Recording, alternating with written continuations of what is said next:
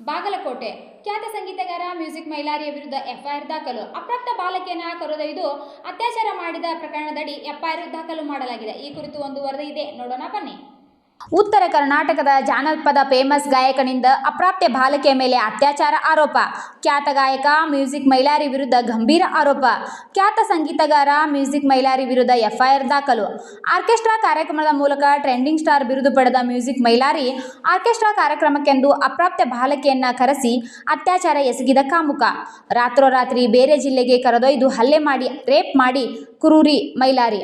ಸಂಗೀತ ಕಾರ್ಯಕ್ರಮ ನೆಪವೊಡ್ಡಿ ಅಪ್ರಾಪ್ತ ಬಾಲಕಿಯನ್ನ ಕಿಡ್ನಾಪ್ ಮಾಡಿ ಹಲ್ಲೆ ಮಾಡಿ ಅತ್ಯಾಚಾರ ಮಾಡಿ ಬಲವಂತವಾಗಿ ವಿಡಿಯೋ ಮಾಡಿಸಿದ ಆರೋಪ. ಮೆಡಿಕಲ್ ಟೆಸ್ಟ್ ಮಾಡಿಸಿದ ನಂತರ ಪ್ರಕರಣ ದಾಖಲಿಸಿಕೊಂಡ ಪೊಲೀಸರು.